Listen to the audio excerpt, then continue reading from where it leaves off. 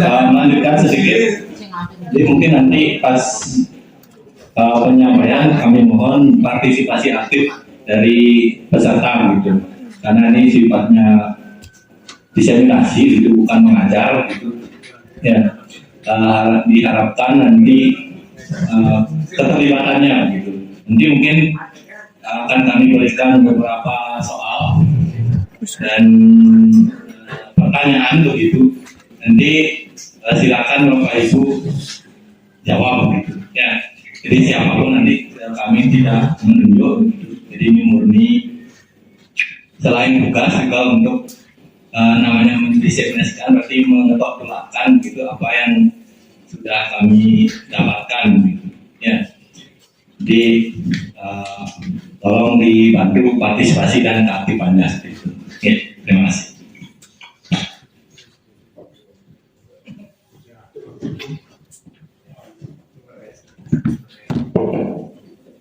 Baik Bapak Ibu, kegiatan pada hari ini yaitu diseminasi tentang budaya-budaya miskin di lingkungan sekolah kita mulai. Pertama, mari kita mengucapkan pengayuban umat. Semoga kita semua selalu berada dalam lindungan. Om Swastiastu.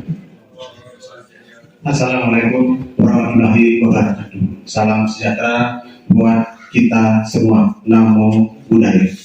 Pertama-tama saya mengucapkan terima kasih atas kehadiran Bapak Ibu sudah bisa berkumpul pada hari ini guna mengikuti kegiatan ini, yakni diseminasi tentang budaya-budaya positif di lingkungan sekolah yang akan disampaikan oleh dua rekan kita yang sedang mengikuti pendidikan guru penggerak.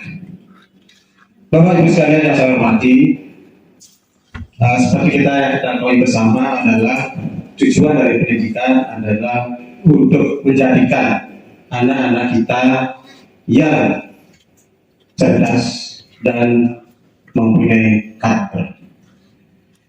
Nah, untuk menunjukkan tujuan itu sudah pasti sekolah, jadi kita ya semua mempunyai kewajiban untuk menuju ke sasaran hidup. Jadi budaya-budaya positif ini yang datang atau muncul dari kebiasaan-kebiasaan positif yang kita telah laksanakan sehari-hari di sekolah. Jadi Bapak Ibu sudah melaksanakan budaya-budaya positif di lingkungan sekolah, seperti misalnya budaya disiplin, budaya peduli, ya, budaya ya, toleransi, dan budaya-budaya positif lainnya. Namun yang perlu diupayakan terus-menerus adalah kualitas dari implementasi budaya-budaya positif itu agar terus semakin meningkat dari hari ya ke hari. Nah, itulah sebenarnya jadi kegiatan ini berjalan ya, yang dihubungkan dengan ya konsep pendidikan Ki Hajar Dewantara. Jadi Bapak Ki Hajar Dewantara menyatakan bahwa pendidikan itu adalah penuntun segala kekuatan kodrat yang ada pada anak, sehingga mereka bisa mencapai keselamatan, kebahagiaan yang setinggi-tingginya, baik sebagai manusia maupun sebagai anggota masyarakat. Dan pertemuan kali ini yang sekaligus mendukung dari dua rekan kita, Pak Wayan Sulti dan Pak Prabu Sriawan, yang sedang mengikuti pendidikan guru penggerak, yang mana program guru penggerak ini adalah salah satu program prioritas dari Kemendikbudristek, yang mana terus mengupayakan agar mampu melatih guru sebanyak-banyak mungkin untuk menjadi guru penggerak. Oleh karena itu saya selalu mendorong Bapak Ibu yang lain ya, untuk mencoba bisa ikut program ini, guru penggerak ini, terutama yang umurnya di bawah 50 tahun ke atas. Jadi semakin banyak ada guru penggerak di sekolah itu sebagai cerminan atau indikator bahwa sekolah itu sedang bergerak terus ke arah yang lebih maju. Demikian yang prolog yang dapat saya sampaikan. Untuk saatnya fokus sepenuhnya saya serahkan kepada Bapak berdua untuk menyampaikan berkaitan dengan budaya-budaya positif yang bisa terus kita kembangkan di lingkungan sekolah kita. Waktu saya serahkan. Terima kasih.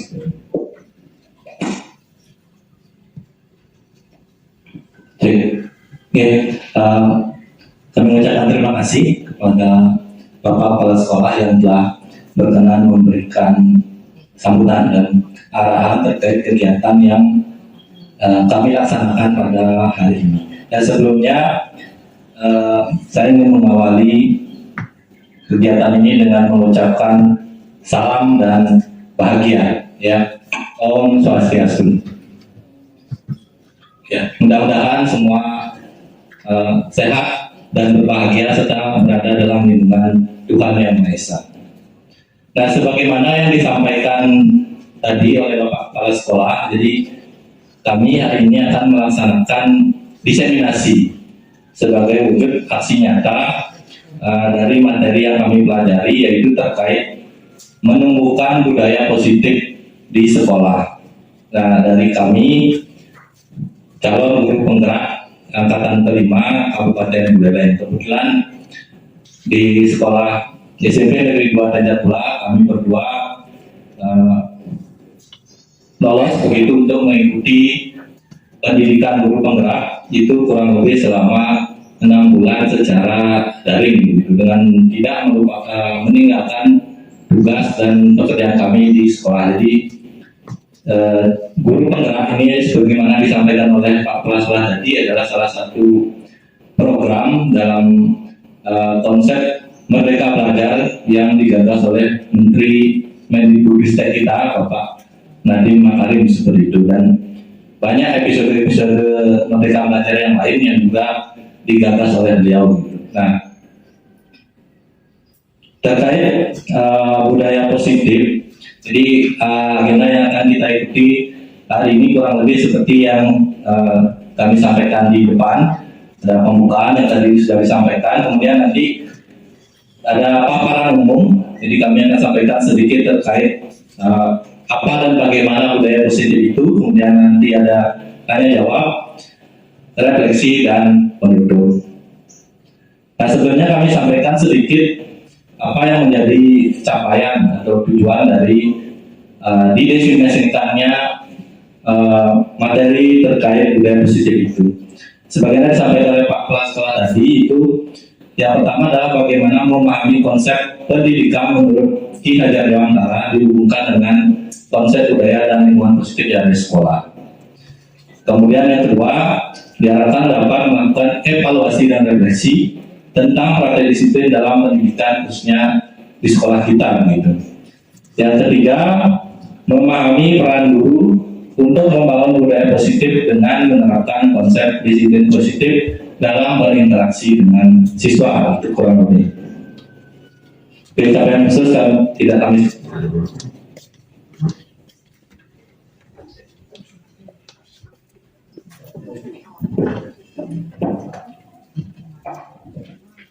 Oke, biar lebih leluasa saya berdiri saja. Dan di sini kami tidak menggurui begitu.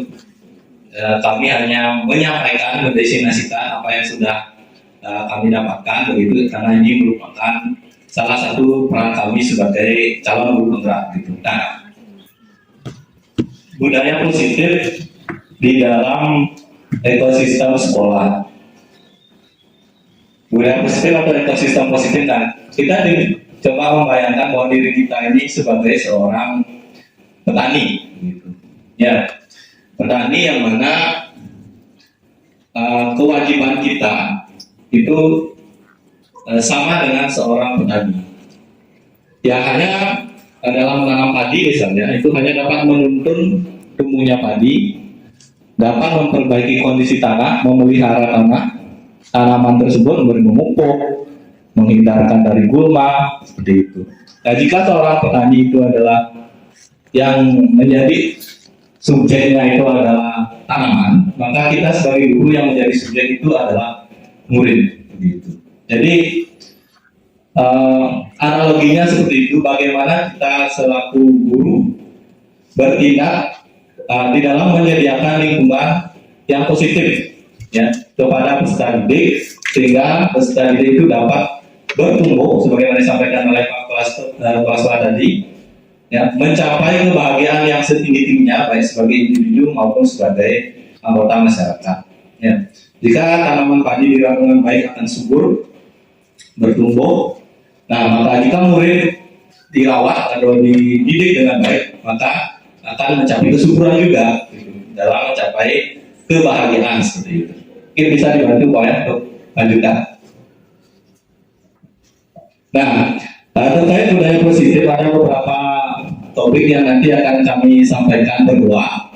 Jadi ada 6 di tentang paradigma stimulus responden dari kontrol, tentang arti disiplin dan motivasi manusia, keyakinan kelas, kebutuhan dasar manusia, posisi kontrol, dan segitiga restitusi. Nah, ini sekelumit materi itu yang terkait dengan budaya positif di sekolah. Kita lanjut.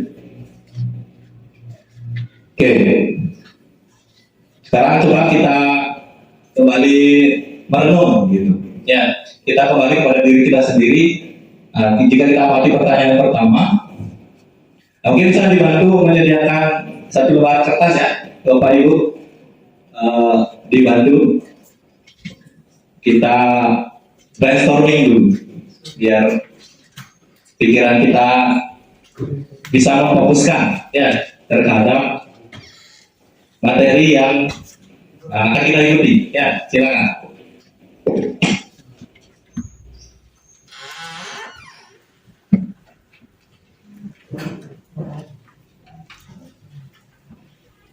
Oke, sudah ya.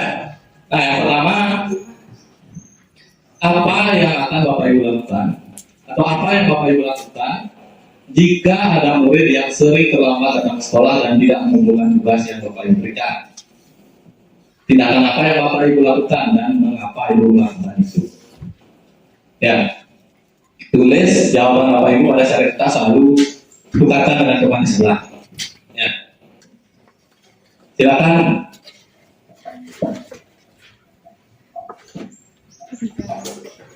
Jadi pertanyaannya, apa yang Bapak Ibu lakukan jika ada murid yang sering terlambat mengumpulkan tugas? Tindakan apa yang Bapak Ibu lakukan dan mengapa tindakan itu dilakukan? Oke, jawab secara singkat saja.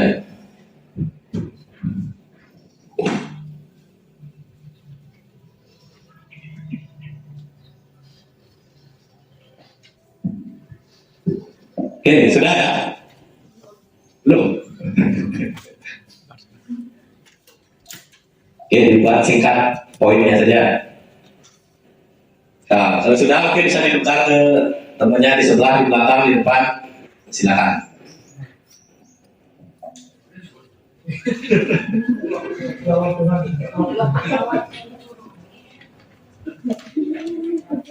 Sudah, ya. Terus, nah, coba cek apakah jawaban Bapak Ibu sama dengan temannya.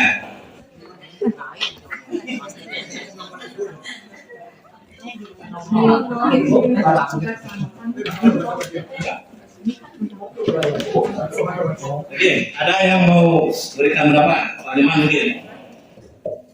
Ya, itu kebiasaan saya ini. Biasanya kalau awal-awal itu menanyakan kok tidak buat tugas, jadwal apa, hanya itu saja. Itu. Jaga tolong. Kebetulan mirip ini. Oke. Ya, kita lanjutkan dulu ya. Nah, biarin ya. Oke, sekarang kegiatan yang kedua. Kegiatan kepala tangan. Nah, ini kegiatan berpasangan, silakan cari pasangan. Ya. Silakan Bapak Ibu sobek secari kertas kecil, tuliskan sesuatu benda atau apapun itu yang paling atau sangat berharga untuk Bapak Ibu. Ya, tuliskan di kertas itu. Ya. Ya, apapun yang paling berharga menurut Bapak Ibu, tulis di kertas kecil saja.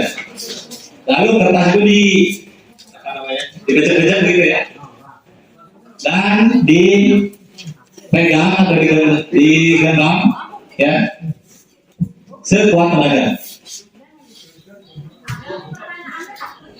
Tulis satu hal yang menurut Bapak Ibu paling berharga, ya, benda atau sesuatu apapun boleh.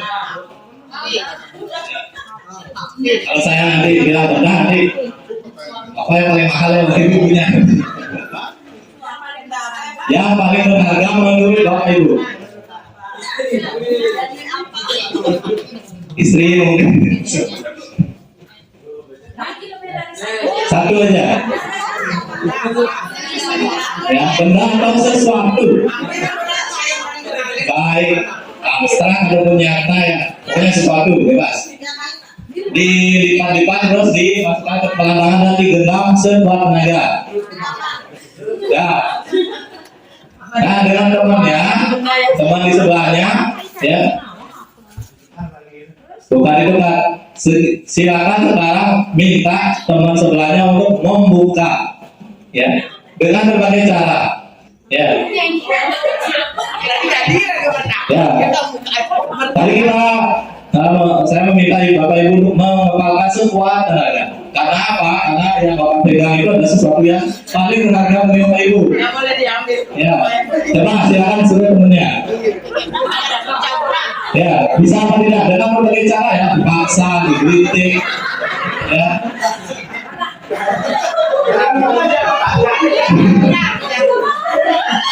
Ingat, ini sesuatu yang paling berharga ya. Rela atau enggak, kayak gitu ya. Nah.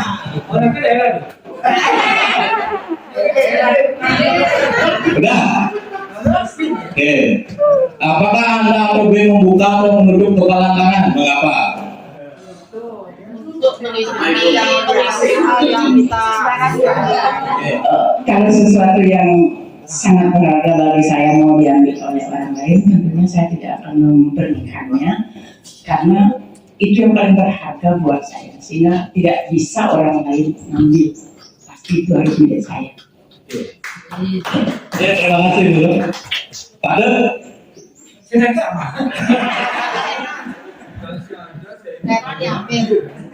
Mungkin Pak Omar. Gimana? Terima kasih Pak Agus. Saya sependapat dengan Bu Loh. Tapi kalau yang berharga itu, kalaupun harus dibagi dan keduanya mendapat kebahagiaan, saya rela memberikan. Dewa berbaginya tinggi sekali ya. Kalau boleh tahu Pak Komang, apa yang ditulis di sana? Cinta. Mungkin nanti mau berbagi cinta tadi. Harus berbagi cinta. Oke. Bila orang beraja dengan cermin saja dia tidak mau berbagi, apalagi dengan orang. Saya rela berbagi. Iya. Oke, ada dua versi ya. Nah, dan yang kedua, dalam kegiatan ini sesungguhnya siapa yang memegang kendali untuk membuka atau menutup kepala tangan? Nah, menurut dulu ya tadi. Siapa yang memegang kendali? Kalau menurut saya yang mengenali ya saya sendiri. Nah, sendiri, berdiri sendiri. Oke. Bukan kepala sekolah. Oke, kita lanjut Pak. Iya. Nah, jadi kira-kira apa yang bisa kita apa hikmah yang bisa kita ambil dari yang kita lakukan tadi ya, itu terkait dengan kontrol, ya, kontrol, jangan salah ucap ya, kontrol, ya, ada namanya teori kontrol. Nah, yang kita praktekkan tadi, sebagaimana disampaikan oleh Bu Farmite, bahwa siapa yang memegang kendali atau kontrol itu adalah diri kita sendiri, ya. Nah, di sini menurut teori kontrol ada beberapa miskonsepsi, ya. Ini hubungannya dengan pendidikan di sekolah yang terkait dengan teori kontrol. Yang pertama itu adalah bahwa ada beberapa miskonsepsi atau ilusi, ya, ilusi itu adalah gitu ya. Jadi merasa bahwa guru mengontrol murid, ya. Ternyata menurut teori kontrol itu adalah ilusi atau sebuah miskonsepsi, jadi konsep yang keliru gitu ya. Yang kedua, bahwa ilusi bahwa kritik membuat orang merasa bersalah dan dapat menguatkan karakter. Nah, saya bahas singkat yang pertama dulu. Ilusi bahwa guru mengontrol murid. Nah, mungkin yang sering kita lihat dalam kehidupan kita sehari-hari di sekolah, pasti murid itu akan dikontrol oleh gurunya atau diarahkan atau diumumkan dan sebagainya. Ya. Jadi pada dasarnya, karena tadi yang memegang kontrol itu adalah diri sendiri, berarti murid sebenarnya punya kontrol terhadap dirinya sendiri, ya, untuk melakukan ataupun tidak melakukan. Nah, hubungannya ini nanti ada namanya teori kebutuhan, ya, nanti disampaikan oleh Pak Wayan. Ada menyatakan bahwa murid atau seseorang melakukan sesuatu itu selain karena pengaruh atau stimulus dari orang lain, juga karena sesuai dengan kebutuhannya. Ya, nanti ada teori namanya kebutuhan dasar manusia. Misalnya, yang pertama kebutuhan untuk bertahan hidup, dan kebutuhan untuk memperoleh kesenangan, kebutuhan untuk memperoleh kebahagiaan dan sebagainya. Ya, jadi sebenarnya murid itu mengikuti apa yang disampaikan oleh guru. Salah satunya adalah karena apa yang diperintahkan oleh guru itu sesuai dengan kebutuhan dari siswa, itu kurang lebih. Ya. Yang kedua, ilusi bahwa kritik membuat orang merasa bersalah dapat menguatkan karakter. Nah, sebenarnya di dalam penerapan budaya positif, kritik itu sebenarnya bisa membangun yang namanya identitas gagal atau identitas kegagalan pada siswa, alih-alih membentuk identitas keberhasilan. Kenapa? Karena kritik dan pembuat rasa bersalah itu hanya membuat siswa menjadi merasa dirinya gagal, begitu. Jadi tidak muncul, wah saya ternyata bisa, wah saya ternyata mampu, gitu misalnya ya. Yang ada malah, wah ternyata saya ini orang yang suka melanggar, wah ternyata saya ini orang yang tidak disiplin, wah saya ini ternyata orang yang bodoh dan sebagainya. Nah, itu model identitas kegagalan yang tumbuh pada diri siswa. Yang ketiga, ilusi bahwa semua penguatan positif efektif dan bermanfaat. Penguatan positif itu misalnya pujian, penghargaan, hadiah. Nah, di dalam budaya positif sebenarnya penghargaan atau pujian itu bukan sesuatu yang salah, tetapi keliru begitu ya di dalam memberikan dampak kepada siswa. Kenapa? Karena kadang siswa itu bertindak hanya berdasarkan atas mendapatkan apa saya, pujian apa yang akan saya dapatkan, tidak murni dari dorongan dirinya sendiri, sehingga dikatakan sebagai sebuah miskonsepsi. Dan yang terakhir adalah ilusi bahwa orang dewasa memiliki hak untuk memaksa. Nah, ini hampir sama dengan yang nomor 1, ya, bahwa orang dewasa itu punya hak atau kontrol terhadap orang yang belum dewasa, misalnya guru pada siswa. Nah, padahal sesuai dengan yang kita praktekkan tadi, bahwa kontrol itu sebenarnya ada pada dalam diri masing-masing siswa, itu kurang lebih. Ya, lanjutkan. Oke, ini perubahan paradigma yang diharapkan begitu terjadi di dalam pendidikan kita. Bagaimana kita mengubah paradigma stimulus respon menjadi paradigma ke teori kontrol. Bapak Ibu bisa lihat perbedaannya. Ya. Jadi, bisakah kita mengontrol seseorang? Ya, sebagaimana yang tadi kita lakukan, yang memegang kendali atas diri sendiri itu adalah dirinya sendiri. Ya. Maka dalam teori kontrol dikatakan bahwa realitas kebutuhan kita berbeda. Nanti disampaikan mengenai teori kebutuhan, ada 5 disampaikan. Kemudian setiap orang memiliki gambaran yang berbeda, ya tidak ada yang sama. Kemudian kita berusaha memahami pandangan orang lain tentang dunia, bukan mencoba mengubah orang lain agar berpandangan sama dengan kita. Terus semua perilaku memiliki tujuan, ya. Jadi misalnya anak atau siswa itu mengikuti apa yang kita perintahkan itu sebagai wujud disiplin, bisa jadi karena dia memiliki tujuan tertentu, misalnya agar dapat penghargaan, agar mendapatkan pujian dan sebagainya. Jadi semua perilaku itu ada motifnya, begitu, ya. Terus hanya Anda yang bisa mengontrol diri Anda. Sama seperti tadi, Anda tidak bisa mengontrol orang lain. Kemudian diperlukan adanya kolaborasi dan konsensus untuk menciptakan pilihan baru. Maksudnya adalah di dalam kita menghadapi permasalahan dengan siswa, alangkah baiknya jika kita berkolaborasi. Jadi kita tidak mendikte anak atau mengajari anak, melainkan mengajak anak untuk menciptakan pilihan-pilihan kira-kira apa yang baik, ya, apa yang terbaik yang bisa dipilih anak sesuai dengan apa yang mereka yakini dan nilai-nilai luhur yang ada dalam masa kita, gitu, ya.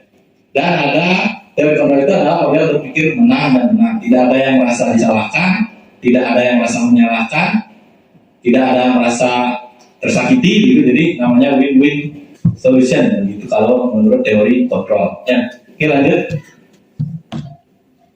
Nah, sedikit terkait makna disiplin, mungkin ini hal atau kata yang sangat lumrah kita dengarkan, ya. Tapi apa itu disiplin, gitu, ya? Dari artinya, menurut bahasa Latin itu artinya belajar, ya.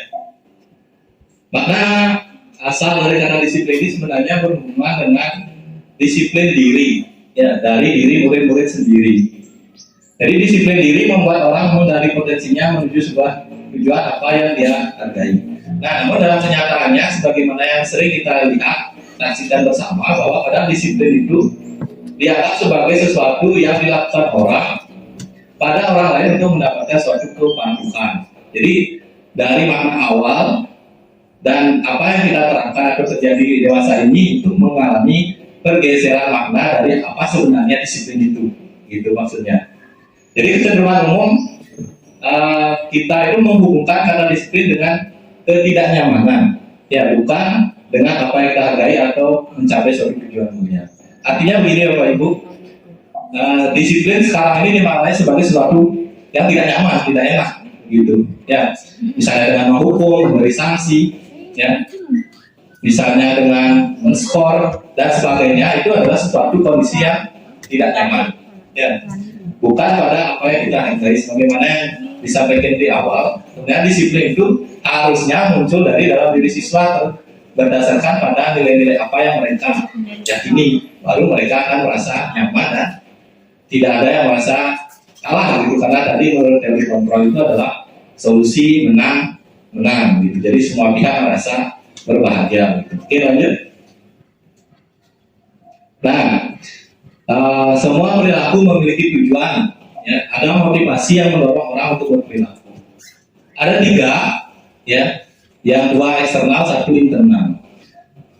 Motivasi perilaku manusia itu yang pertama untuk menghindari ketidaknyamanan atau hukuman, ya. Jadi orang kadang berperilaku itu kenapa? Karena dia takut dihukum, ya, agar merasa nyaman, agar rasa tidak enaknya hilang, ya.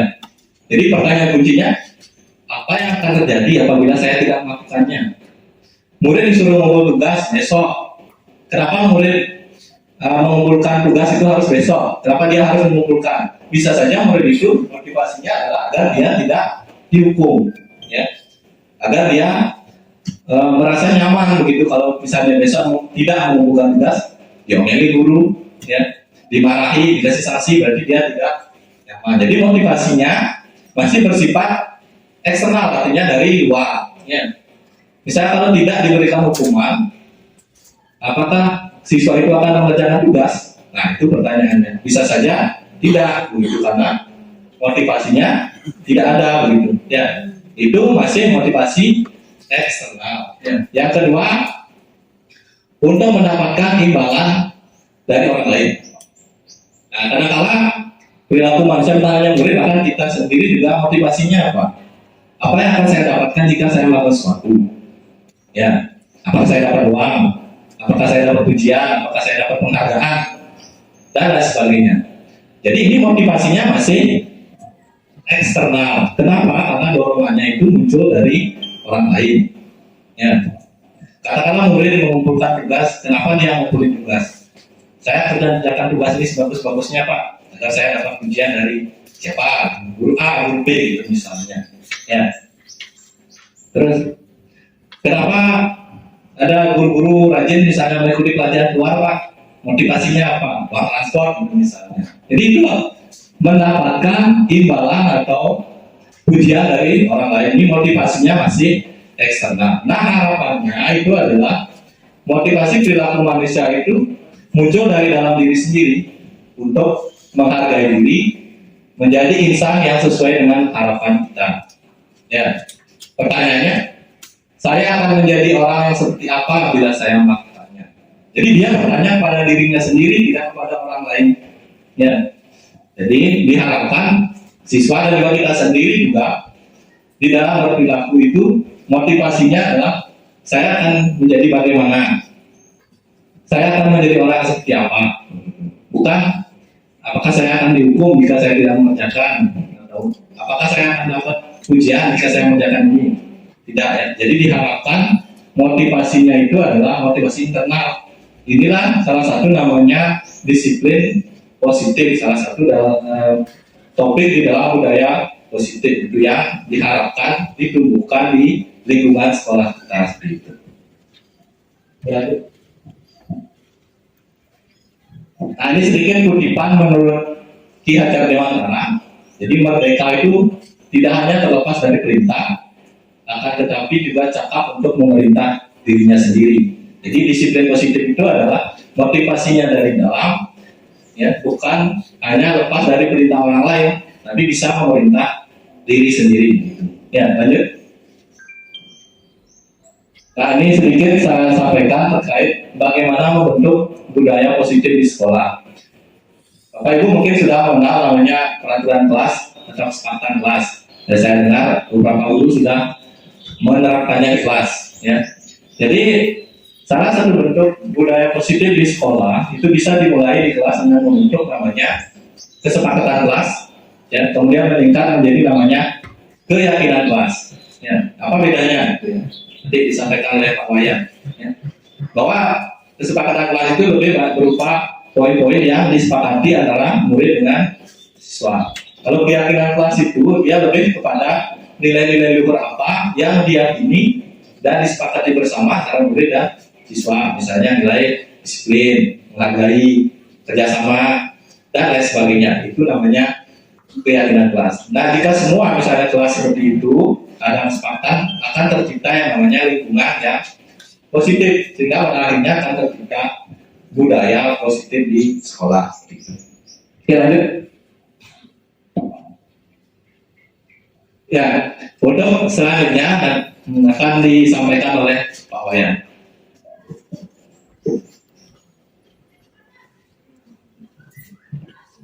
Cek. Saya mohon izin berdiri. Masih tetap semangat ya Bapak Ibu semua. Jadi kita akan lanjut tentang keyakinan kelas. Namun sebelum itu ya sedikit untuk merefresh konsentrasi Bapak Ibu supaya lebih konsentrasi. Saya akan memberikan sebuah ice breaking ya. Jadi ice breaking ini nanti bisa Bapak Ibu terapkan di sekolah, di kelas Bapak Ibu untuk merefresh juga karena murid yang biasanya merasa bosan dengan apa yang sedang dipelajari seperti itu. Oke, Bapak Ibu saya mohon untuk tetap konsentrasi dan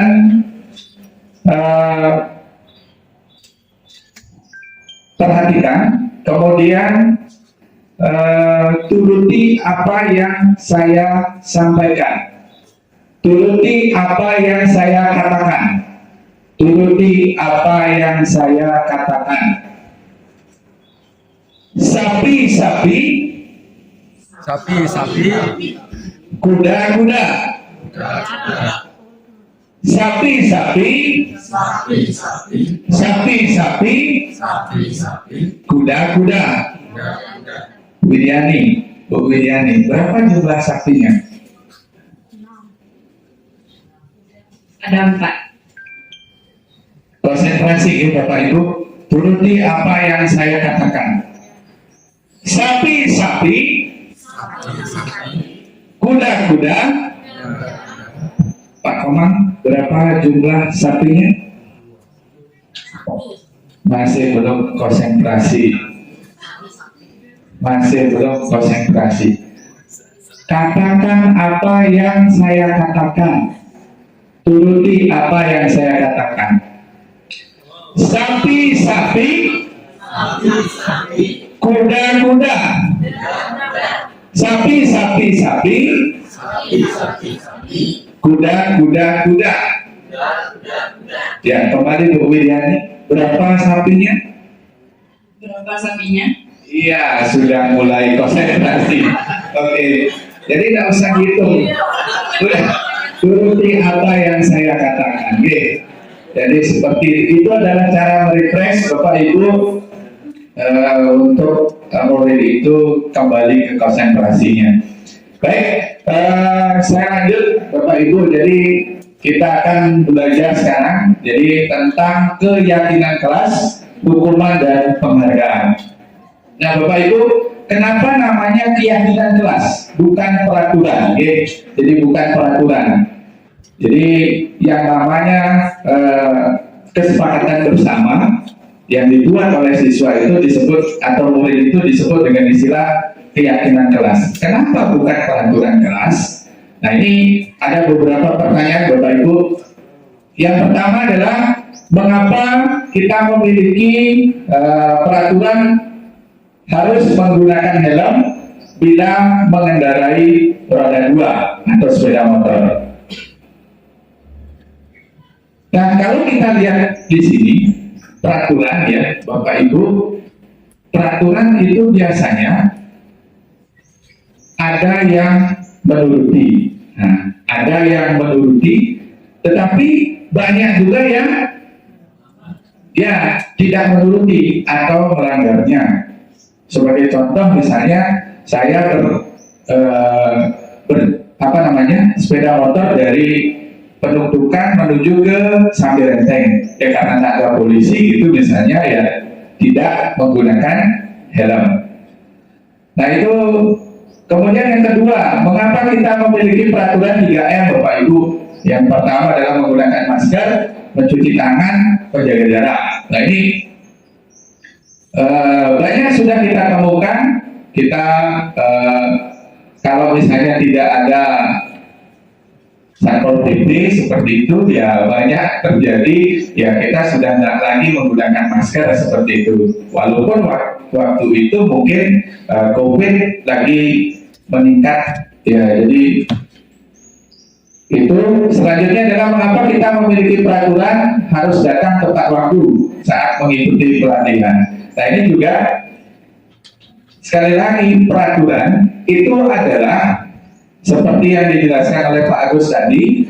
Peraturan itu timbul, jadi menimbulkan motivasi yang berada di luar diri begitu. Jadi motivasinya itu adalah motivasi ekstrinsik. Sehingga kalau misalnya tidak ada kontrol dari luar, maka motivasi itu akan turun seperti itu.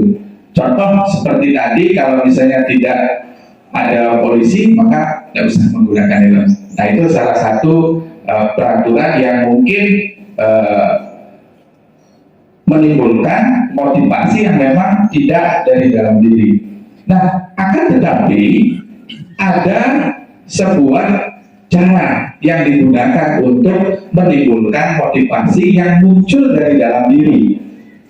Nah, motivasi dari dalam diri itu timbul apabila kita percaya dengan nilai-nilai atau keyakinan-keyakinan yang lebih menggerakkan seseorang dibandingkan dengan peraturan-peraturan itu. Jadi, kalau dia keyakinan, maka keyakinan itu bahwa timbulnya dari dalam diri Bapak Ibu.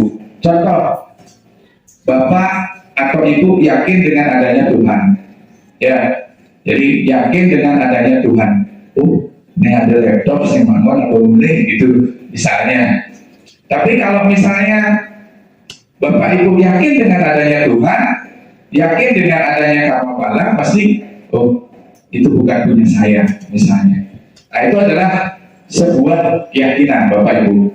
Nah, di kelas pun, jadi di kelas pun di tempat Bapak Ibu mengajar itu bisa kita buat sebuah keyakinan. Jadi keyakinan atau nilai-nilai yang dipercaya. Jadi yang dipercaya, di mana nilai-nilai ini adalah nilai yang dibuat oleh anak-anak itu sendiri, begitu. Jadi keyakinan itu dibuat oleh anak-anak, diungkapkan oleh anak-anak, dan dituruti oleh anak-anak juga, gitu. Jadi ada sebuah pergeseran dari peraturan menuju ke keyakinan. Biasanya kalau kita, yang sering kita lakukan itu adalah peraturan itu dibuat oleh sekolah, anak-anak tinggal menuruti. Berarti yang timbul adalah motivasi ekstrinsik. Nah, yang kita inginkan adalah timbulnya motivasi intrinsik, yaitu motivasi yang timbul dari dalam diri anak itu. Bagaimana caranya? Nah, ini salah satu contoh kesepakatan kelas yang dibuat oleh anak kelas 9A, ya. Nah, ini ada beberapa nilai yang mereka percaya. Yang pertama adalah jujur, kemudian ada bertanggung jawab, disiplin, hormat, sopan, kemudian ada kreatif, bersih, kemudian menghargai, kemudian yang 9 adalah fokus. Nah, itu adalah nilai yang disepakati oleh anak-anak kelas 9A, yang walinya di sini adalah Bapak Dr. Agus Wirawan. Nah, kesepakatan kelasnya ini selanjutnya, Pak Edi sebelumnya. Nah, kesepakatan kelas yang disepakati itu yang pertama adalah kami guru dan murid yang saling menyayangi. Nah, itu kesepakatan yang pertama. Yang kedua, kami murid yang semangat belajar. Nah, itu kesepakatan atau keyakinan kelasnya. Berikutnya, yang ketiga adalah kami murid yang peduli dengan teman-teman. Nah, ini adalah nilai-nilai yang diambil dari kesepakatan kelas, dari kelas 9A, Bapak Ibu. Berikutnya, contoh berikutnya adalah, ini adalah keyakinan kelas yang dibuat oleh kelas 9A juga pada mata pelajaran IPA, Bapak Ibu. Ini yang coba saya buat bersama dengan anak-anak. Jadi anak-anak atau murid itu yang membuat kesepakatan bersama. Itu yang pertama adalah pembelajaran dimulai tepat waktu dan diawali dengan doa. Jadi setiap mulai kegiatan belajar itu akan didahului oleh doa, Bapak Ibu. Berikutnya adalah setiap murid itu memiliki kesempatan yang sama dalam berpendapat. Jadi murid itu murid yang lain itu harus menghargai pendapat orang lain. Nah, ini menghargai pendapat orang lain, itu keyakinan kelas berikutnya.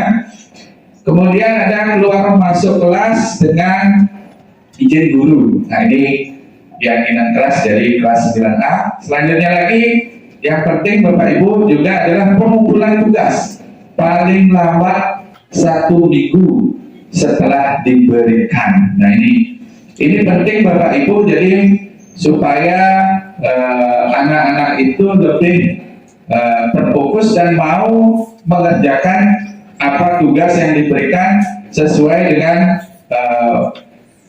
waktu yang disepakati seperti itu. Jadi kalau misalnya dia tidak, jadi lebih dari 1 minggu, maka di sana bukan ada hukuman Bapak Ibu, tapi kembali lagi ke kesepakatan yang ada. Jadi kembali ke kesepakatan yang ada. Karena di antara keyakinan kelas ini akan ada yang disebut dengan istilah kesepakatan kelas ini akan ada yang disebut dengan istilah konsekuensi. Jadi ada konsekuensinya. Misalnya kalau dia tidak lebih dari 1 minggu, apa dia harus misalnya mengerjakan PR itu berlimpah atau mengerjakannya di ruang guru seperti itu misalnya. Nah itu adalah keyakinan atau kesepakatan yang dibuat juga bersama dengan murid itu. Jadi bukan ditentukan oleh bapak ibu gurunya, tapi ditentukan oleh murid itu. Sehingga dengan begitu akan timbul motivasi dari dalam dirinya untuk merubah dirinya seperti itu. Terakhir adalah mengerjakan tugas dengan penuh tanggung jawab. Nah itu adalah contoh dari keyakinan kelas Bapak Ibu. Next. Ya, berikutnya dihukum oleh penghargaan. Jadi Bapak Ibu yang saya hormati, di sini kita sering memberikan penghargaan kepada murid kita. Ya, sering sekali memberikan penghargaan pada murid kita. Namun di sini Bapak Ibu ternyata penghargaan yang kita berikan pada murid itu ternyata membawa dampak negatif pada murid kita. Apa dampak negatifnya Bapak Ibu? Dalam pengaruh jangka pendek dan jangka panjang, biasanya anak yang diberikan penghargaan itu akan bersemangat. Itu dalam jangka pendek. Tapi dalam jangka panjang yang terjadi adalah kalau dia tidak diberikan penghargaan, maka dia tidak akan melakukan sesuatu hal itu dengan maksimal atau dengan baik begitu. Nah, berikutnya adalah penghargaan itu sebenarnya menghukum. Kenapa menghukum Bapak Ibu? Ya karena itu akan menimbulkan suatu bekas dalam diri anak itu bahwa mindset atau cara berpikir dia beranggapan bahwa saya tidak akan pernah melakukan sesuatu kalau tidak ada penghargaan atau tidak ada imbalan. Dan satu lagi adalah selanjutnya adalah penghargaan itu mengurangi ketepatan. Jadi mengurangi ketepatan. Maksudnya di sini adalah penghargaan yang diberikan itu biasanya dalam suatu kelas itu akan menyebabkan murid itu akan bekerja secepatnya dan tidak maksimal Bapak Ibu. Nah, kemudian penghargaan memang tidak efektif dan terakhir adalah penghargaan merusak hubungan. Sebagai contoh, misalnya Pak Negasugi mengajar PKN, coba jelaskan pasal 28 Undang-Undang Dasar tahun 1945. Ada yang jawab, misalnya Deva yang jawab, kemudian dikasih hadiah sama Pak Negasugi. Berikutnya lagi ada temannya yang lain, misalnya disuruh juga menjawab, coba kamu pasal 29 dijawab juga dengan benar, tetapi karena misalnya dikasih penghargaan permen, tapi karena permennya Pak Nengah sudah habis begitu misalnya, ya tidak diberikan lagi. Apa yang terjadi? Maka hubungan antara Pak Nengah dengan siswa berikutnya, misalnya namanya Bella gitu, dengan Bella, maka hubungannya tidak akan baik lagi gitu. Deva bangun hadiah, kenapa saya tidak dikasih? Nah itu adalah salah satu bahwa penghargaan itu merusak hubungan Bapak Ibu. Nah berikutnya bisa dipercepat. Nah ini perbedaan antara hukuman dan sanksi Bapak Ibu. Di mana hukuman itu adalah sesuatu yang menyakitkan sebenarnya dan harus terjadi. Kalau sanksi atau konsekuensi ya sesuatu harus terjadi. Nah ini dua perbedaannya. Kemudian hukuman membuat anak-anak sakit, biasanya sakit fisik, sakit hati dalam jangka waktu yang lama, membekas Bapak Ibu.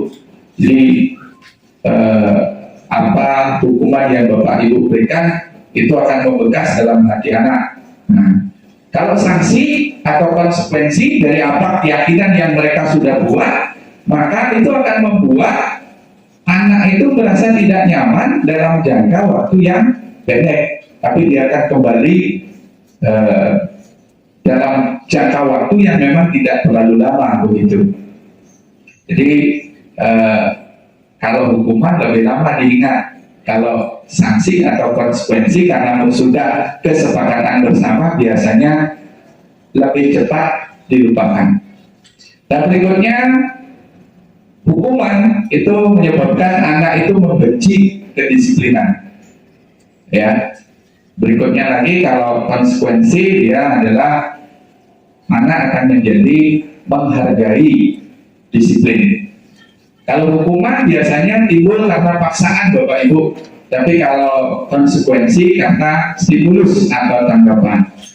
Terakhir berikutnya adalah biar lebih cepat, hukuman itu biasanya menyebabkan anak itu marah, kemudian timbul rasa bersalah, dipermalukan, merasa tak dihargai. Nah inilah biasanya timbul kalau anak-anak itu diberikan hukuman. Tapi kalau diberikan konsekuensi, nah di sini merasa bahwa dia kehilangan hak, kemudian dibuat tidak nyaman, diasingkan untuk sementara. Tapi sementara Bapak Ibu.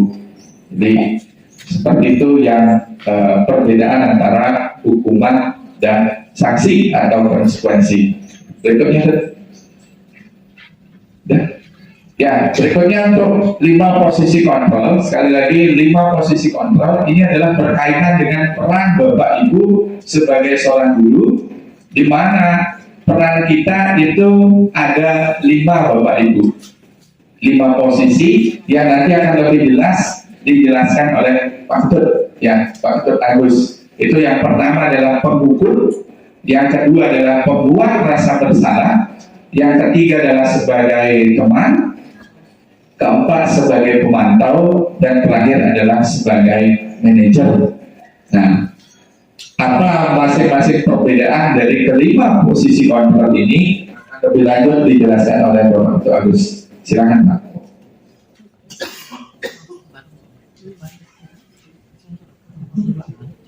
Cek. Ya, masih semangat ya Bapak Ibu? Masih. Ya, mudah-mudahan Bapak Ibu masih fokus. Nah ini saya menambahkan lagi sedikit terkait 5 posisi kontrol. Jadi kalau sebelumnya kita sudah mempelajari tentang teori kontrol, yang sekarang ada namanya 5 posisi kontrol. Ini berkaitan seperti yang disampaikan oleh Pak Wayan tadi terkait kita sebagai pendidik bagaimana memposisikan diri atau mengambil kontrol terhadap siswa, begitu. Ya. Jadi saya sampaikan secara singkat saja, nanti ada video yang menjelaskan lebih detail. Ada 5, yaitu sebagai penghukum, sebagai pembuat rasa bersalah, sebagai teman, sebagai pemantau, dan sebagai manajer. Ya. Jadi dari kelima posisi itu diharapkan yang paling ideal itu adalah kita mengambil posisi sebagai manajer. Ya. Jadi kalau penghukum sesuai namanya, menghukum berarti kita memegang kendali secara penuh dan sudah pasti itu siswa merasa tidak nyaman, ya, karena namanya dihukum seperti itu. Ya, jadi aturan itu berlaku ketat dan aturannya adalah sesuai dengan aturan yang diinginkan oleh guru. Begitu. Jadi ada sanksi. Kemudian yang kedua adalah pembuat merasa bersalah. Pembuat merasa bersalah ini posisi yang kedua, begitu, yang dia dengan nada lembut tetapi menyakitkan, begitu. Ya, bagaimana siswa itu diberikan omongan yang halus tetapi menusuk, itu sehingga murid merasa bersalah atas dirinya. Nah, baik penghukum maupun merasa bersalah ini adalah pembentuk identitas gagal seperti yang saya sampaikan di awal tadi. Ya, sehingga murid itu akan menghindari dari hukuman itu. Ya. Yang ketiga itu sebagai teman. Jadi posisi kontrol guru sebagai teman itu akrab, ya, memposisikan guru itu sebagai temannya murid, ya. Tetapi sebagai teman ini kadang memiliki 2 sisi, positif maupun negatif. Satu ada keakraban, yang kedua bisa merasa kecewa.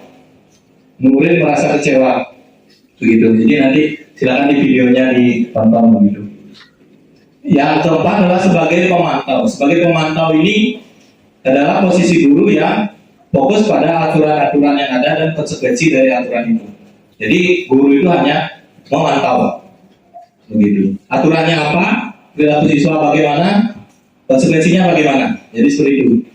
Ya, jadi guru yang berposisi sebagai pemantau fokus pada aturan-aturan atau tata tertib yang ada. Nah, yang teman maupun pemantau itu bisa menimbulkan identitas berhasil, tetapi kontrolnya masih dari luar. Ya, motivasinya masih eksternal atau ekstrinsik begitu. Karena murid mengharapkan imbalan atau bisa menjadi ketergantungan pada orang lain, dalam hal ini guru. Ya, bisa saja misalnya posisi kontrolnya guru sebagai teman. Jadi dengan guru A, murid itu bisa akrab, menyenangkan, itu tidak berlaku bagi guru yang lain. Jadi ada ketergantungan dari siswa. Nah, yang diharapkan untuk mewujudkan identitas berhasil atau sukses itu adalah posisi kontrol sebagai manajer, yang mana guru dan siswa itu sama-sama, ya, sekali lagi bersinergi, berkolaborasi dengan yang disampaikan tadi untuk apa? Mencari pemecahan dari permasalahan-permasalahan yang ada. Siswa meyakini apa, guru meyakini apa yang seharusnya dilakukan, kesepakatannya bagaimana, gitu. Jadi posisi manajer itu adalah memberdayakan siswa, bukan guru yang hanya kasih tahu kamu aturannya begini, harus begini, tidak. Ya. Jadi harapannya adalah kita sebagai guru bisa memegang posisi kontrol sebagai manajer. Jadi ada nanti tindakan bagaimana memberdayakan siswa itu namanya restitusi. Nanti lagi sebentar disampaikan oleh Pak Moya. Oke, lanjut ya. Nah, untuk lebih memahami tentang posisi kontrol ini, mari kita tonton bersama-sama, ada videonya gitu.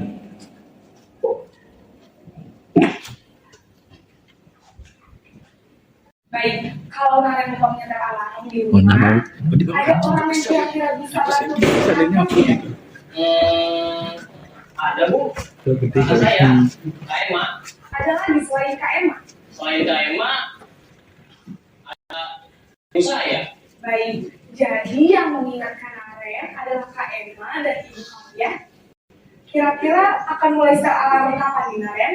Setelah pulang sekolah, akan segera saya lakukan.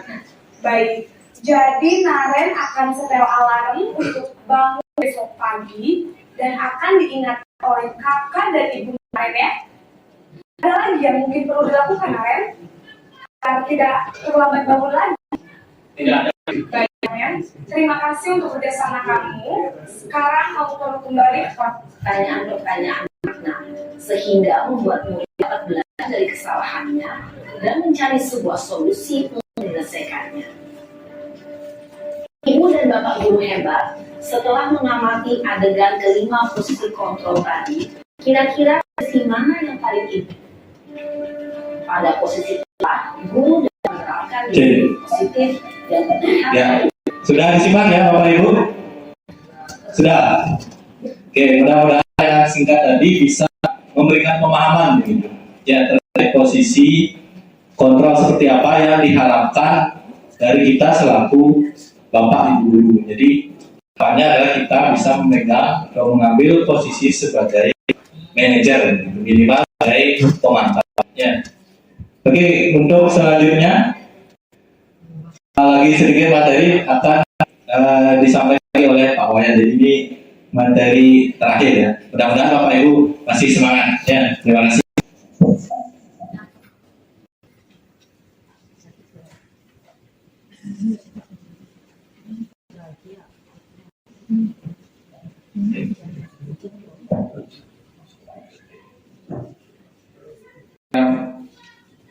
Bapak Ibu sekalian, jadi mudah-mudahan masih tetap semangat walaupun ini sudah jam 12 gitu. Jadi menyambung tadi apa yang disampaikan oleh Pak Agus tentang posisi ya, posisi kontrol kita, salah satunya yang penting adalah posisi sebagai manajer Bapak Ibu. Nah, dalam posisi kita sebagai seorang manajer Bapak Ibu, maka untuk menyelesaikan masalah yang dialami oleh seorang murid, maka kita perlu melakukan disebut dengan istilah restitusi.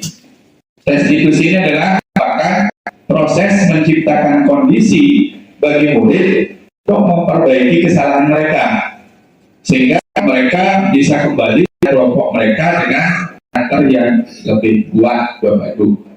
Nah, adapun ciri dari restitusi ini yang pertama adalah bukan untuk menebus kesalahan, namun itu adalah belajar dari kesalahan yang mereka lakukan. Kemudian yang kedua adalah untuk memperbaiki hubungan. Ya. Yang ketiga adalah merupakan sebuah tawaran hidup, bukan sebuah paksaan. Kemudian restitusi untuk melihat ke dalam diri, see always inside, Bapak Ibu.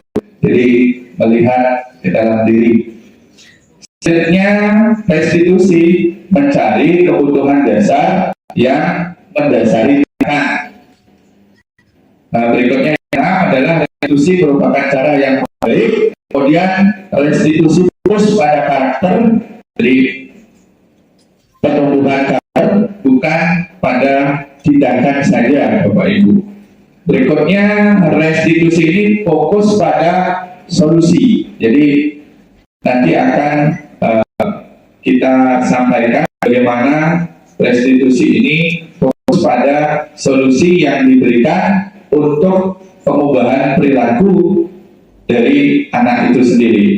Berikutnya adalah restitusi mengembalikan murid yang buat salah untuk bisa kembali berbuat sesuai dengan kesepakatan atau keyakinannya, Bapak Ibu. Nah, adapun dalam restitusi itu adalah ada yang disebut dengan istilah segitiga restitusi, Bapak Ibu. Nah, Bapak Ibu bisa lihat di slide. Nah, itu yang pertama adalah segitiga restitusi ini ada 3 bagian, Bapak Ibu. Yang pertama adalah menstabilkan identitas. Berikutnya adalah validasi tindakan yang salah. Kemudian selanjutnya adalah menanyakan keyakinan. Nah, untuk menstabilkan identitas ini Bapak Ibu ada beberapa kata kunci yang di sana, yaitu yang pertama adalah setiap orang pasti pernah melakukan salah. Kemudian yang berikutnya, kamu bukan satu-satunya yang pernah melakukan hal ini. Nah, seperti yang kita di video tadi tentang segitiga restitusi, dan di posisi kita sebagai seorang manajer, Bapak Ibu, itu sudah jelas apa yang dilakukan oleh Ibu Guru tadi. Berikutnya, untuk validasi tindakan yang salah, ini kamu tentu punya alasan mengapa melakukan kegiatan atau melakukan kesalahan itu. Kemudian adakah cara yang lebih baik untuk mendapatkan apa yang kamu butuhkan, itu untuk validasi yang salah. Terakhir itu menanyakan keyakinan. Yang pertama adalah nilai apa yang telah kita sepakati, Bapak Ibu. Berikutnya menanyakan pada anak itu, kamu ingin menjadi orang yang seperti apa. Nah, ini dari jawaban anak itu maka akan timbul motivasi dari dalam diri anak itu sendiri untuk mau mengubahnya, Bapak Ibu. Nah, untuk praktek restitusi mungkin Bapak Ibu bisa tonton di video seperti ini. Nah.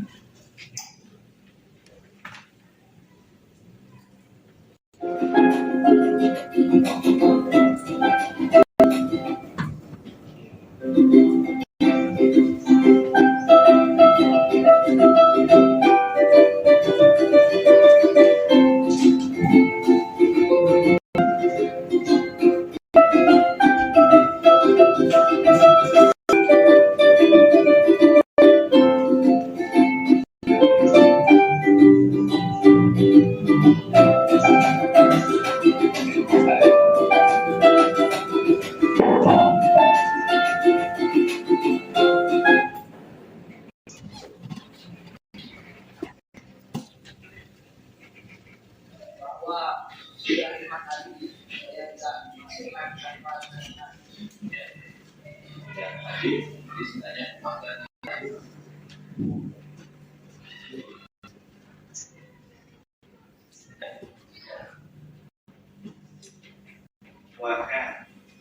dalam menghadapi dan mencari solusi permasalahan yang saya alami. Dengan adanya pendekatan ini, saya jadi lebih konsisten dalam menjalankan juga dan tanggung jawab saya sebagai siswa. Saya berterima kasih kepada Pak Agus sudah memberikan saya bimbingan dan Terus kepada saya. Baik, terima kasih. Baik Bapak Ibu, demikian video yang tentang praktek segitiga restitusi ya. Untuk berikutnya,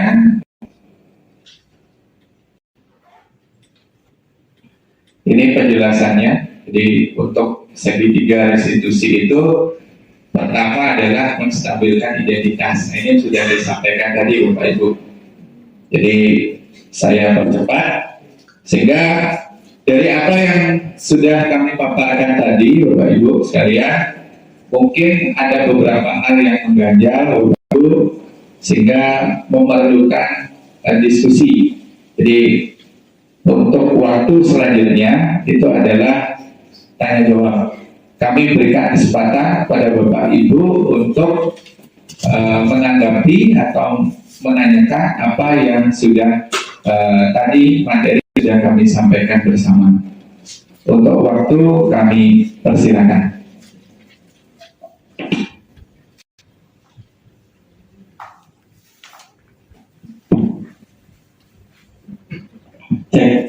Ya, demikian kiranya materi yang kami sampaikan terkait penerapan budaya positif di lingkungan sekolah. Mungkin dari Bapak Ibu sekalian ada yang masih belum jelas atau ada yang ingin didiskusikan. Pada saat ini membuka pertanyaan. Mungkin ada dari Bapak Ibu yang ingin bertanya. Silakan. Ya, Pak Terus, boleh silakan. Oke. Terima kasih atas waktunya. Langsung aja karakter siswa berbeda-beda. Bagaimanapun caranya tadi yang dijelaskan. Tapi dalam satu kelas itu karakternya jauh berbeda dari siswa-siswa yang lain. Dan seperti budaya saat ini, data mungkin dulu sudah ada menyebut nama orang tua itu sekarang dan kelas B, saya kan wali kelas B, karakternya itu gimana dari kemarin itu kelas B agak jelek, sekarang yang kelas 9 kan begitu juga. Wah, karakternya bagaimana? Terutama dalam hubungannya dengan teman sekelasnya, gitu. Mereka mau bekerja sama susah sekali dipahami. Mereka tuh saling sindir, yang kelas B sekarang, yang kelas 8 B sekarang. Kalau saat belajar itu saling sindir mereka. Nanti nyebut nama orang tua, dikasih tahu, dah ini, dah ngerti. Dia kan lagi, kalau belakang, nah, jadi bagaimana solusinya itu? Karena karakter siswa kan sangat jauh berbeda gitu. Satu siswa dengan siswa yang lain, apalagi kelas yang lain lagi. Terima kasih mungkin kita.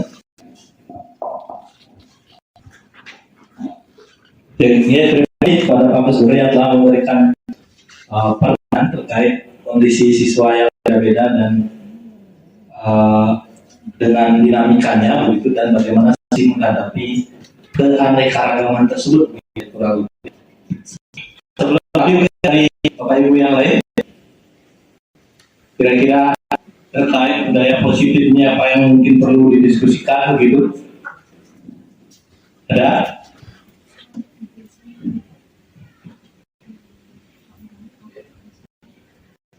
Oke, kalau tidak ada sambil menunggu mungkin akan langsung ditanggapi ya, kami mencoba menanggapi.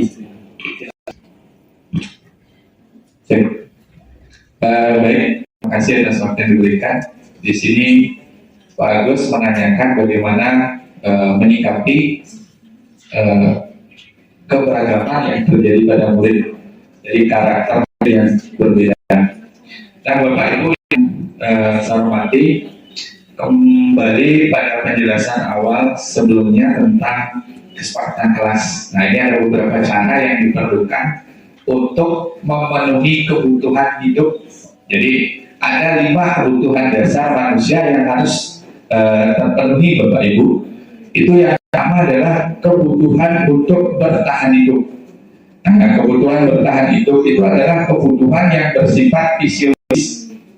Itu yang pertama misalnya adalah kebutuhan makan, kebutuhan kesehatan, rumah, nah itu kebutuhan bertahan hidup. Kemudian kebutuhan akan cinta dan kasih sayang atau kebutuhan untuk diterima. Nah, kebutuhan ini adalah merupakan kebutuhan psikologis juga, Bapak Ibu. Jadi kebutuhan untuk mencintai dan memiliki hubungan atau koneksi sosial. Nah, di sini kalau kita lihat kebutuhan untuk anak-anak itu biasanya adalah kebutuhan yang tinggi, ingin dan disukai dan diterima oleh lingkungan itu. Berikutnya lagi adalah kebutuhan penguasaan. Penguasaan ini adalah kebutuhan pengakuan. Kebutuhan pengakuan atas kemampuan yang dimiliki. Nah, ini berhubungan dengan tadi anak itu adalah memiliki kebutuhan dasar akan kekuasaan yang tinggi. Itu biasanya dia ingin menjadi seorang pemimpin, ya. Jadi mereka akan suka mengamati, belum mencoba hal baru dan kecewa apabila dia melakukan kesalahan. Berikutnya adalah kebutuhan akan kesenangan sudah, kemudian penguasaan sudah, kasih sayang sudah, bertahan hidup sudah. Berarti itu ada 3 yang saya jelaskan. Berikutnya lagi adalah kebutuhan akan kebebasan. Nah, ini kebutuhan akan kebebasan. Jadi anak itu pinginnya dia tidak diatur, Bapak Ibu. Jadi dia ingin bebas gitu. Jadi melakukan hal yang mereka senangi begitu. Jadi ingin bebas dan tidak bergantung kepada perintah dari orang lain. Nah, itu adalah kebutuhan dasar, Bapak Ibu. Nah, berdasarkan kebutuhan dasar ini, maka anak itu menjadi anak yang memang beragam. Karena kebutuhan dasar yang terpenuhi dari anak-anak itu berbeda-beda gitu. Ada yang di rumahnya tidak diberikan kasih sayang, maka di sekolah dia mencari kasih sayang. Ada anak yang di rumahnya tidak diakui, jadi tidak diberikan kekuasaan. Maksudnya di situ adalah misalnya apa-apa pengakuannya membuat keputusan. Jadi beli baju langsung baju deh, bukan dia yang minta baju warna putih, tapi ibunya yang membelikan baju warna merah gitu. Jadi itu adalah penguasaan. Jadi kebutuhan penguasaan. Akhirnya yang terjadi di sekolah terjadi keinginannya itu dilampiaskan begitu. Nah, untuk kebutuhan ini, cara yang mesti dilakukan ini untuk solusinya, salah satu yang biasa kita lakukan, yang bisa kita lakukan itu adalah kembali menggali keyakinan kelas.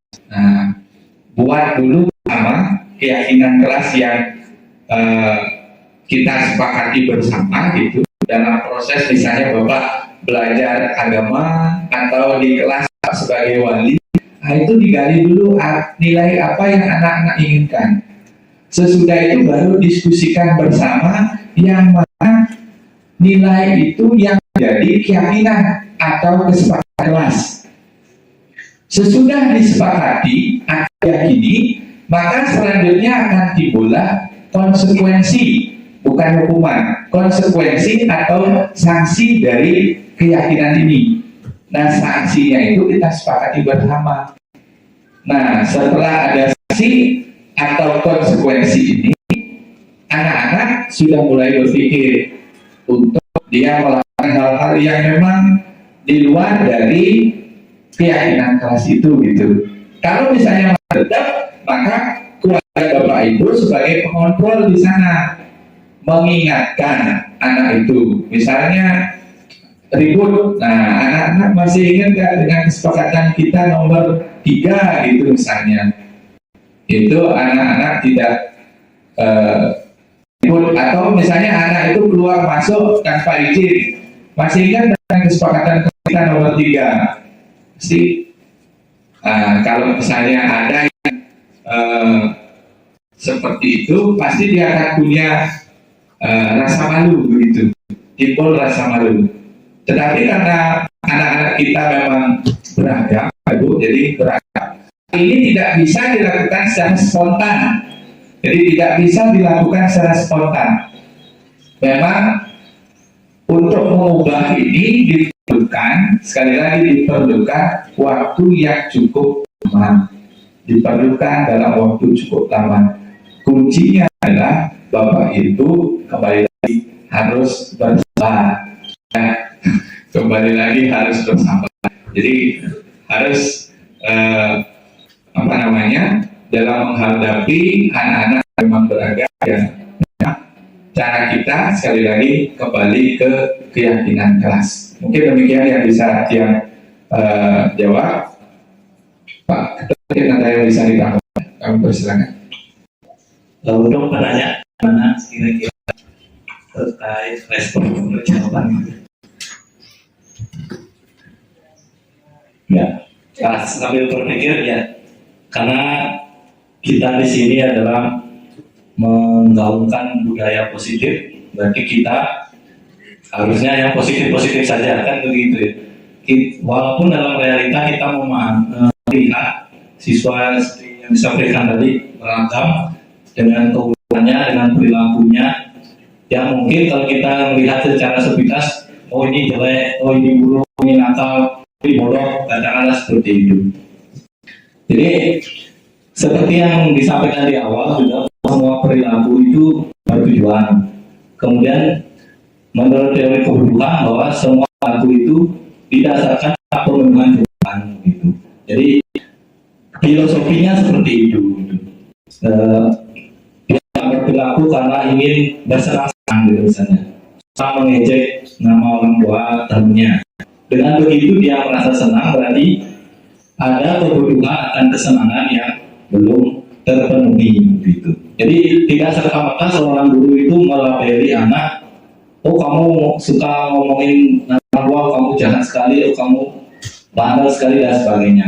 Jadi sebisa mungkin guru itu harus perutnya panjang begitu ya, perutnya panjang, bahasanya lantang begitu ya, karena memang seperti itulah keunikan realita yang ada pada siswa, bahwa siswa itu unik dengan perilakunya masing-masing gitu.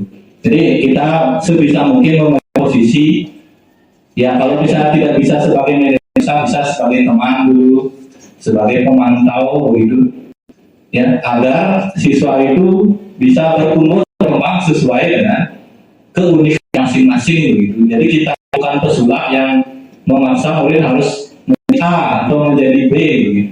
Tidak bisa seperti itu. Jadi, kalau filosofinya di Hajar Dewantara, kita itu kan selaku petani yang hanya bisa menyediakan lingkungan saja begitu. Dan bagaimana tumbuhnya padi itu tidak bisa kita menentukan. Tapi kalau kualitas tanah dan lahan, pupuk, penyiraman dan sebagainya, kalau murid itu kita memberikan pembelajaran, menyediakan lingkungan yang positif, ya hasilnya itu akan kembali kepada siswa. Begitu kurang lebih secara konsep Pak Agus. Terima kasih.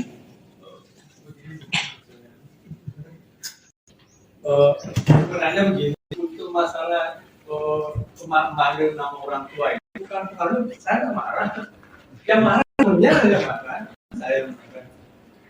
Saya sering begini, masa nama orang tua jadi dipanggil, kalau marah anak orang itu dia yang marah itu mereka marah, bukan saya yang marah.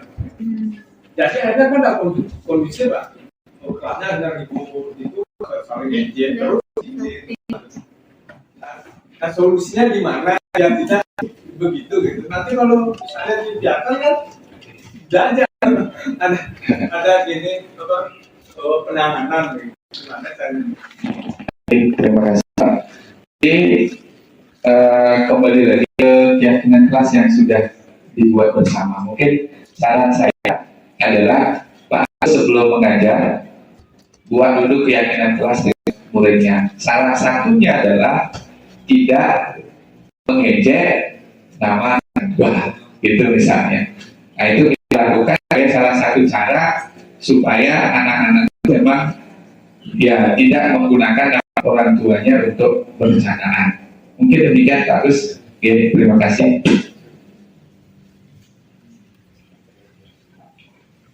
Ya, dari Bapak Ibu yang lain kira-kira ada?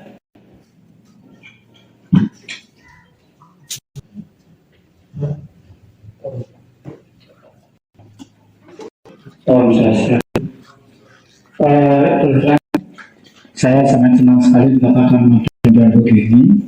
Kebetulan saya juga di kesiswaan dan kebetulan juga banyak anak-anak bekas murid saya yang bertanya tentang pembinaan siswa. Pernah ditanya sama, kebetulan bekas murid saya yang di Kupang itu banyak yang sudah hasil, ada jadi guru, ada jadi kopassus, dan ada sudah jadi wakil bupati, sering komunikasi.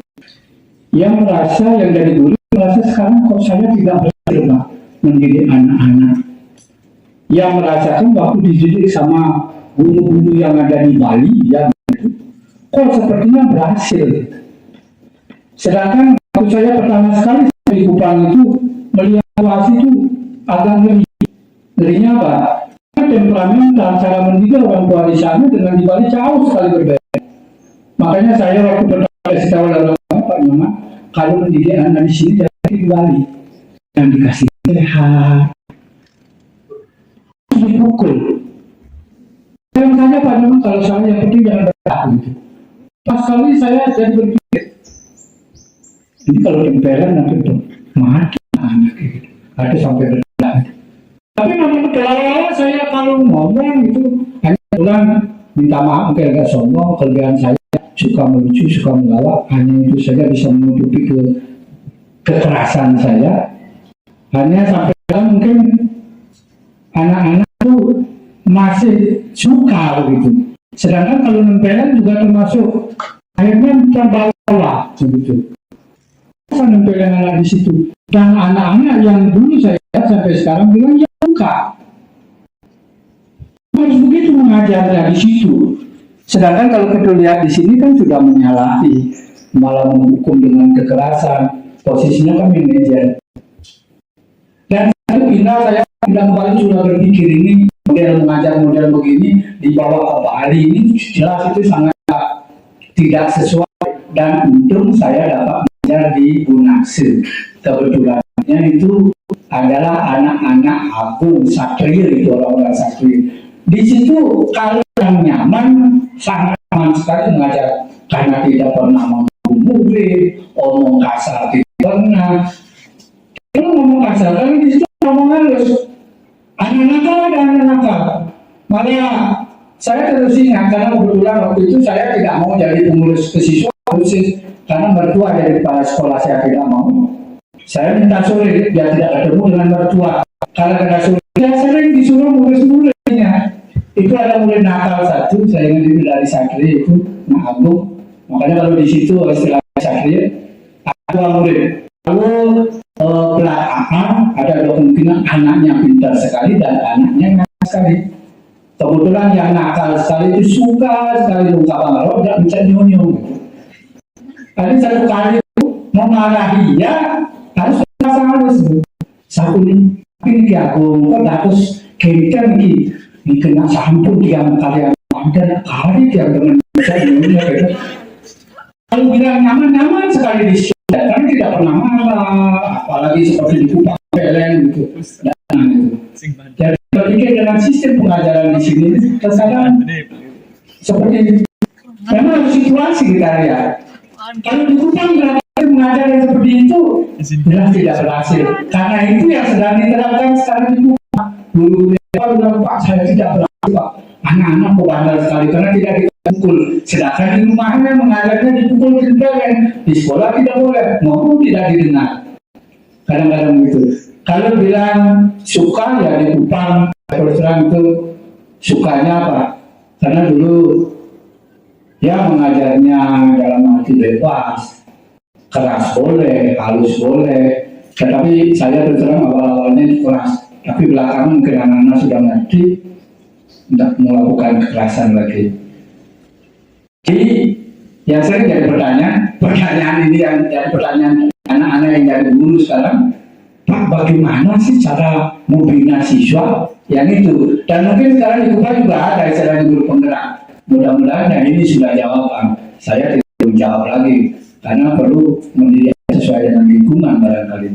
Terima kasih lebihnya.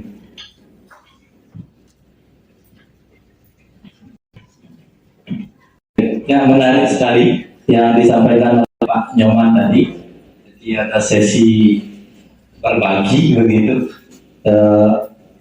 antara situasi pendidikan dulu, sekarang pendidikan di daerah A dan di daerah B, gitu, yang mana memang terjadi perbedaan dan pergeseran. Gitu.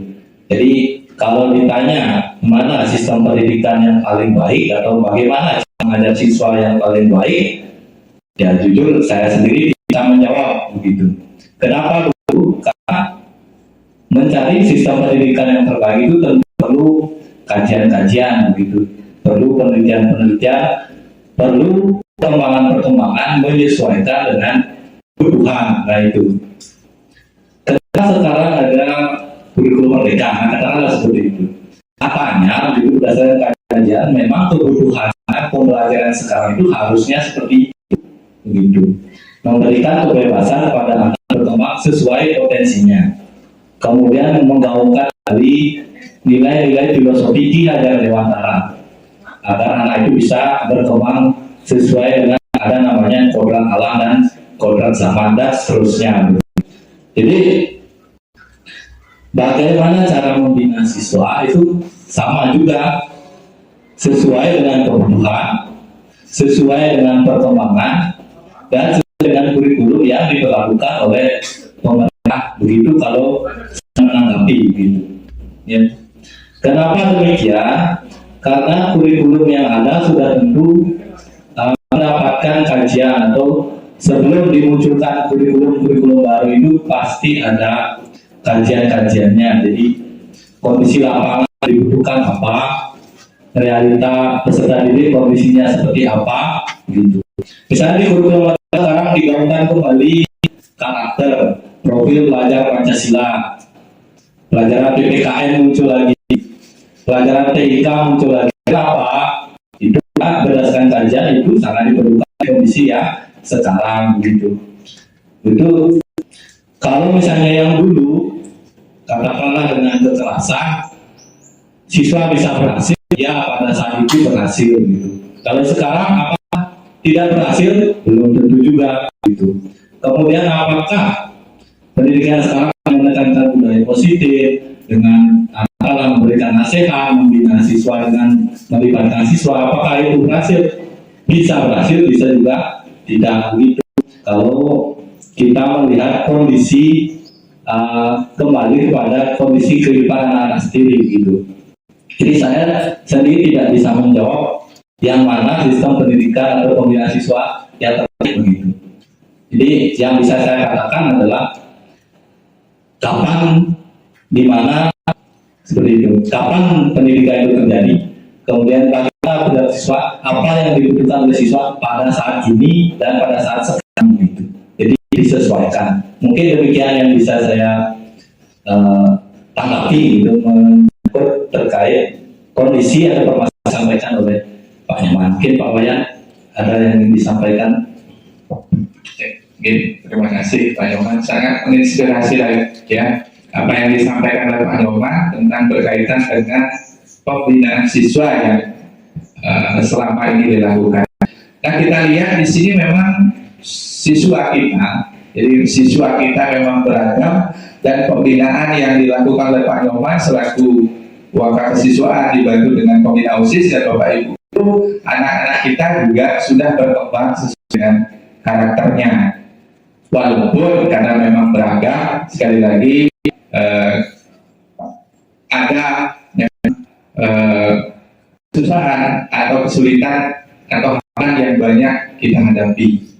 Nah, Bapak Ibu yang saya hormati, sesuai dengan pertanyaan Pak Nyoman tadi, bagaimana pembinaan siswa? Nah, ini sudah banyak dijawab oleh Pak Ketut.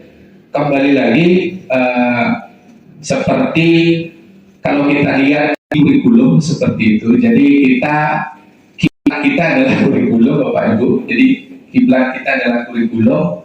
Maka kenapa dicetuskan kurikulum merdeka ini, Bapak Ibu? Karena dilihat memang oleh Mas Menteri itu adalah terjadi perubahan karakter dalam diri murid yang sebelumnya, Bapak Ibu.